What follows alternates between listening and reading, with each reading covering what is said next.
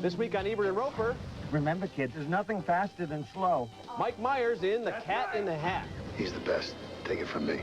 William H. Macy and Alec Baldwin in The Cooler. What do you want from me? And Tom Cruise in The Last Samurai. This world and the people in it All of it are spectacular. just really well done.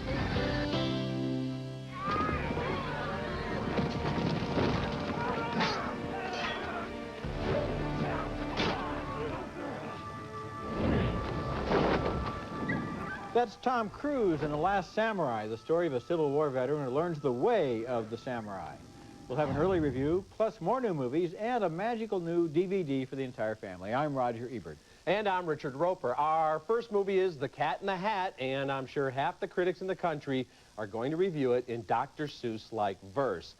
Not me, even though I can think of a few rhymes for thumbs down. Mike Myers is buried beneath about 8 feet of hair, whiskers, makeup, and hat as the mischief-making feline, and he brings a manic Robin Williams-type approach to the character. Spencer Breslin and Dakota Fanning are the targets of his mayhem. You should have seen the look on your face. It was like you saw a monster. A monster? Where? That could have gone better. You know, I can understand that reaction because there is something kind of creepy about this big talking cat creature. But Myers being Myers, the cat does score some hard-earned laughs as he entertains the fun-impaired kids. Take off the lid. You can put in, I don't know, a carton of eggs. What? How about a pack of hot dogs? Why not? Some ketchup. Why not? I know what you're thinking. Even a fire extinguisher. There we go. Now, close the lid and Bob's your flippin' uncle. What an astounding product! Okay, there's something inspired about that scene in a weird, hallucinogenic, infomercial bashing kind of way. Other scenes are just weird and frantic without being funny, as when Thing 1 and Thing 2 arrive. Oh!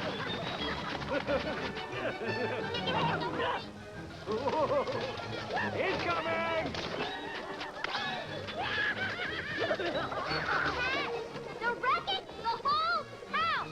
First published in 1957, The Cat in the Hat is one of the most loved and best-selling children's books ever.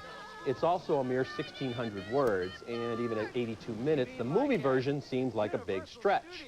Director Bull Welch was the production designer on Beetlejuice and the Men in Black films, and the sets here are colorful marvels, but we spend an awful lot of time in the house with Myers channeling Bert Lahr's cowardly lion voice and doing the same old shtick. His best comic moments occur when he steps out of character for in-jokes and asides. That's okay, but maybe a part of him was realizing as the movie was being made that a live-action version of The Cat in the Hat just wasn't a great idea. You know, this movie was produced by the same people who made The Grinch That Stole Christmas with Jim Carrey. Didn't like that one either. If there's one thing I've learned from these two movies is that we don't want to see Jim Carrey as a Grinch, and we don't want to see Mike Myers as a cat. Yeah. I mean, these are talented comic performers. Let's see them do their stuff. Don't bury them under a ton of technology. That's a great point. And these are two of the biggest talents, the biggest comedic talents around. If they can't pull it off, I mean, I don't want to see them together playing Green Eggs and Ham next. It's just not a good idea. And you know, there's another thing about the cat in the hat. Okay. You know my rule that you should never get married to anyone you wouldn't take a 3-day bus ride with. Okay. You should never star a character you can't stand for 82 minutes. Yeah, and you're right. That's the thing. Yeah. He's kind of an odious character, and there's some strange scenes. And when they end up at a rave and Paris Hilton shows up, you know this movie is desperate and unfunny. What about that scene where they take their Chinese babysitter, Mrs. Kwan? She's totally out of it because she's narcoleptic, and they turn her into a raft to go down the water slide. Now, I know it's a fantasy scene, but nevertheless, I thought it was kind of cruel. And dopey. And dopey. Okay, our next movie is The Cooler, starring William H. Macy in a tender performance as another one of his heroic sad sacks. He plays a guy named Bernie whose luck is so bad he's actually employed by a Las Vegas casino as a cooler. All he has to do is stand next to a guy on a hot streak, and the guy starts to lose. One night he goes out on a rare date with a waitress at the casino, played by Maria Bello. You're a cooler. You turn winners into losers. Do you know how I do that? Listen, I know there's a lot of stuff that happens in casinos all the time. I do it by being myself. People get next to me, their luck turns. It's always been that way. The casino boss, played with chilling effectiveness by Alec Baldwin, is old-fashioned enough to believe in a cooler, especially when the cooler is not cooling things down enough. The thing is, being in love has changed Bernie's luck. We're down almost $1 million out there. Doesn't that seem strange to you? I guess I'm having a An off day? No. You don't have off days, Lutz. You're luck incarnate. What's wrong?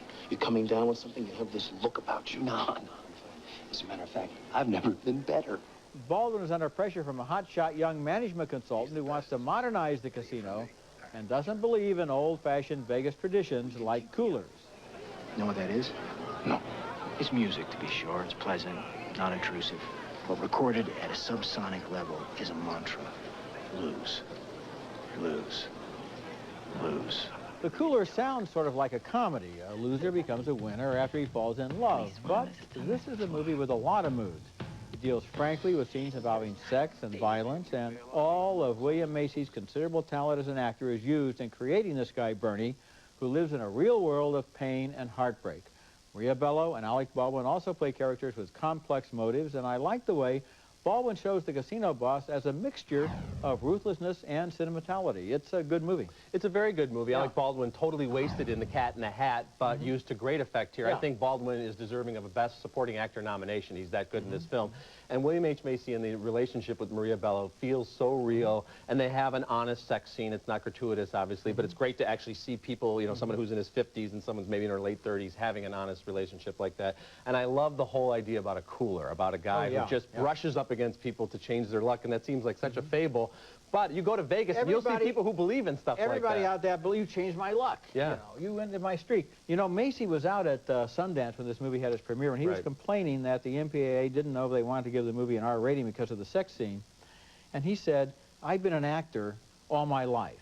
I'm 50 years old. I stayed in shape, hoping that someday in this long career I would be asked to do a sex scene, and finally I was, and they want to cut it out. Yeah, because it's honest, and that scares the It MPAA. is honest. But this is a good film, and it's a very good film about the culture of Las Vegas. Yes, it is. Okay, coming up next, one of the best movies I've seen since I've been on this show when we come back.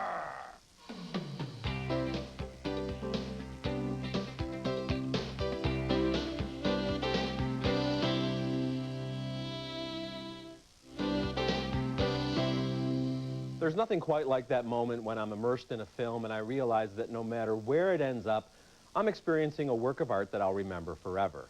Such was the case with Jim Sheridan's In America, a film brimming with honest sentiment and infused with the spirit of Frank Capra's best work. Based partially on Sheridan's own experiences, In America tells the story of an Irish immigrant family in New York in the early 1980s.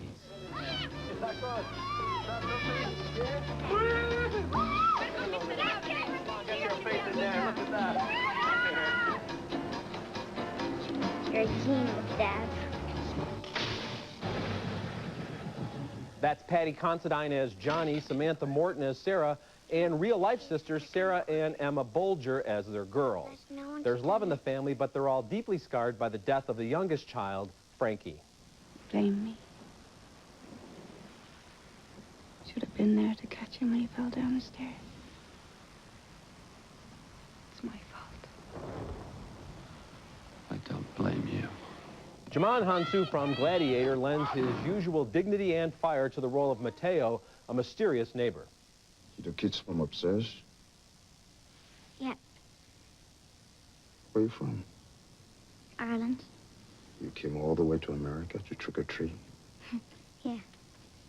In America has its heart pinned on its sleeve. The impossibly adorable little girls, the pregnancy that could go wrong, the father's battles to find work, and in a year filled with shining performances by very young actresses in films such as Whale Rider and 13, I'm starting my campaign right now for Sarah Bolger to receive a supporting actress nomination for her wondrous work as the older sister who keeps this family together. It is a wonderful film. And you know, there's a scene in it involving Patty Considine and Djimon Hounsou that I will not give away.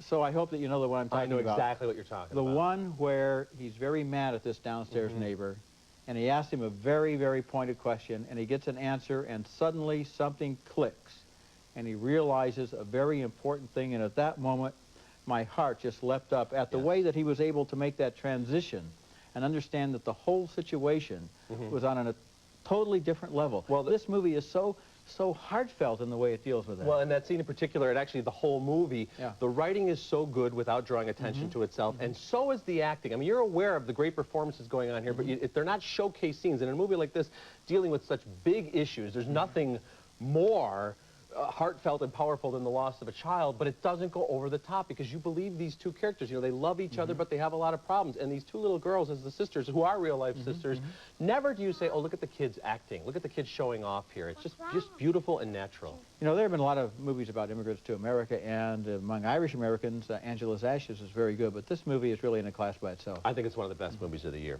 Okay, coming up next, Tom Cruise is an American soldier whose life is changed in The Last Samurai. I'll look for you on the field.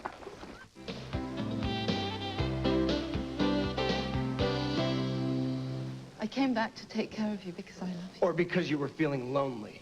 Sean Penn plays a dying man in 21 Grams, the new film by Alejandro González Iñárritu. It got 2 thumbs up last week and opens this weekend. Benicio del Toro and Naomi Watts join Penn in 3 intersecting stories which, just like in Iñárritu's Amores Perros, have an unexpected connection. It's a showcase for brilliant acting.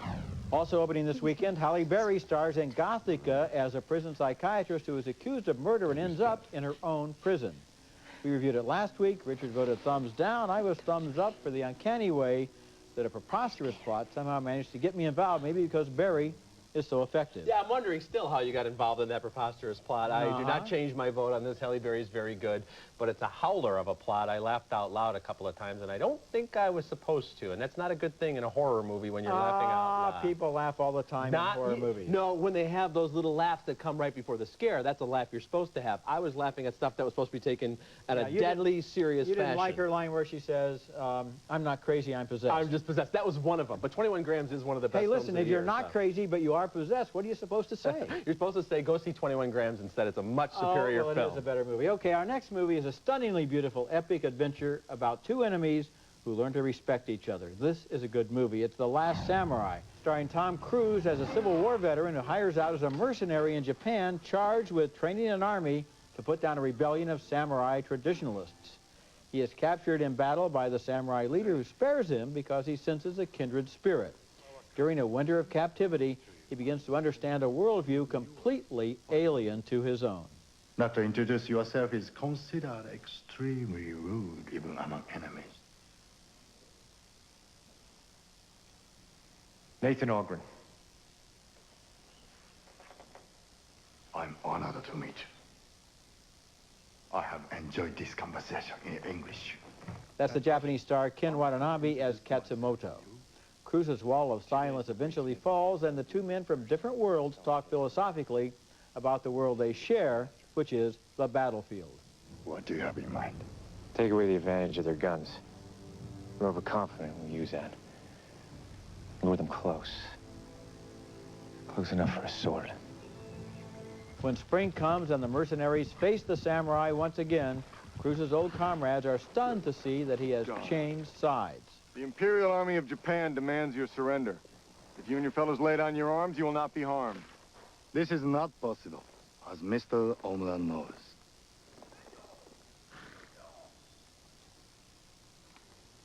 Captain Ogren, we will show you no quarter. You ride against us, and you are the same as they are. I'll look for you on the field. The Last Samurai was directed by Edward Zwick, who has made 3 other movies involving war: Glory, Legends of the Fall, and Courage Under Fire. But this movie is not so much about war as about life, about how 2 professional warriors consider the meaning of their existence and the codes that they live by. The look of this movie is absolutely breathtaking. What a triumph of production design and costuming. The samurai village where the American spends the winter deserves an Oscar for its clarity, simplicity, and beauty. Like Master and Commander, this is not a one-note action movie. It's exciting, but it's also sensitive and perceptive, and Cruise wonderfully evokes this soldier's transformation. Yeah, once again, an intelligent action film. Yes, it is. In scenery, spirit, and story, I think this is one of the most beautiful films of the year. In basic framework, it reminded me a lot of Dances with Wolves. In both cases, you have one of the biggest stars in the world playing a disillusioned American soldier in the late 19th century who bonds with his supposed enemies.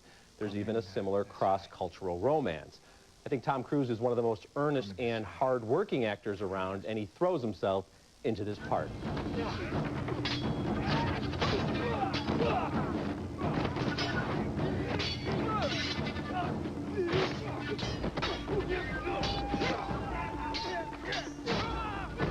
As much as I admire Tom Cruise, this role is a bit of a reach for him. Kevin Costner had that Gary Cooper timelessness, but Cruise is very much an actor of his time. His look, voice, and technique are ultra-modern, which is why he's so strong in movies like the futuristic Minority Report. But I didn't buy Cruise in the period epic Far and Away, and I wasn't completely sold on him here. When he puts on that samurai warrior's garb, I did see Tom Cruise in a costume. I don't think it's a weak performance, but it doesn't compare, I don't think, to Russell Crowe's work in Master and Commander. Still, for the movie, a solid thumbs up. You know, this is always a problem with a movie star. And Tom Cruise is the biggest movie star we have. Yeah. And I give him lots of points for going for this project and for trying to do it. And I think that actually, maybe after 5 minutes, I forgot that it was Tom Cruise, and I kind of accepted that he was this soldier. And I believed it. I mean, he's you a have to good go actor. with it. I mean, he is Tom Cruise. He's not going to ever be able to stop being Tom Cruise. No, of course not. And obviously, any movie we see with a big star, you know, Halle Berry and Gothika, we have to, you know, suspend disbelief. I'm just saying there were a few moments here where I thought I didn't quite buy him as an authentic member of this cast, and everybody else did seem of their time. That's a valid feeling that I didn't really share, but I mean, this movie, when we talk about production design, sometimes it just means that something is pretty or it's amazing, or in the case of The Cat in the Hat, it's way overdone.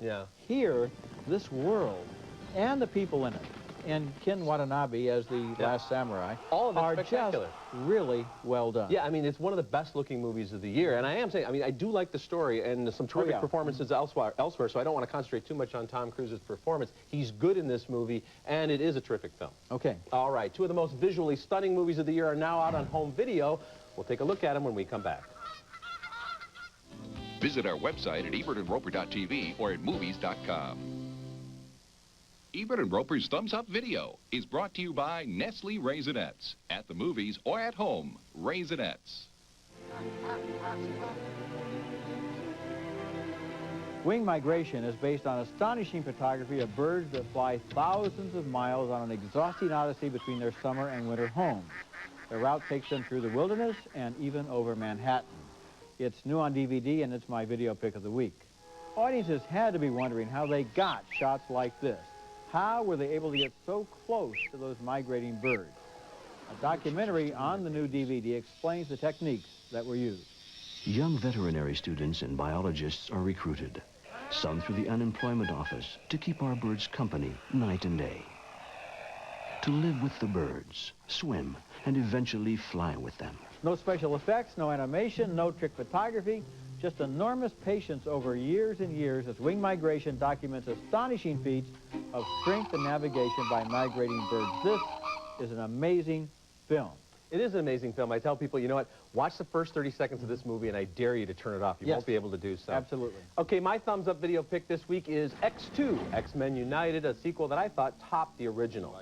Better action, superior special effects, more character development. Patrick Stewart, Hugh Jackman, and Halle Berry had the top-tier cast as the mutants fight for, of course, the survival of the planet.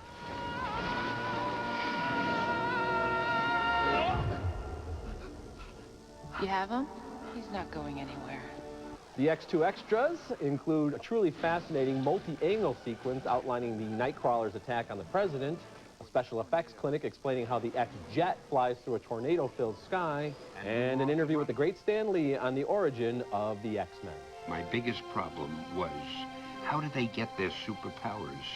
Well, I couldn't have everybody bitten by radioactive spiders. Now, it looks like Hugh Jackman's going to have his own Wolverine movie, and the X-Men franchise could go on as long as the Star Trek series, as there are more than a dozen fascinating mutants who could rise to the forefront of their own movies. You know, and I still have the question, how come it makes you more powerful to have claws and to be able to control the climate of the entire planet? Yeah, I'd rather be with Storm than Wolverine. Yeah, okay, so in other words, you found the Halle Berry character to be very plausible in this film. In this film, yes. In Gothika, no. We'll be back with a recap in a moment.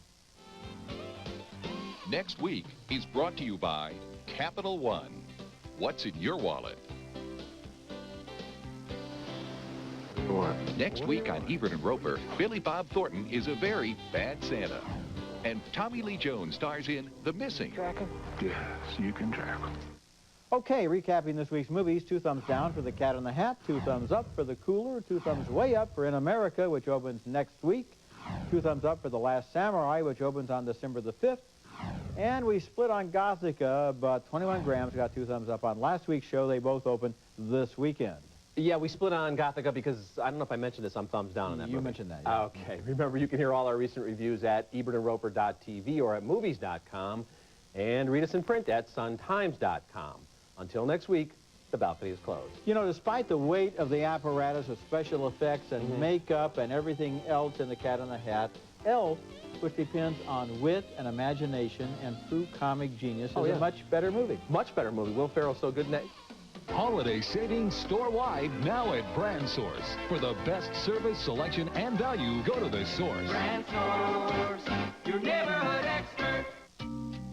Soft Lips Lip Protectant protects against sun, wind, and other harsh conditions.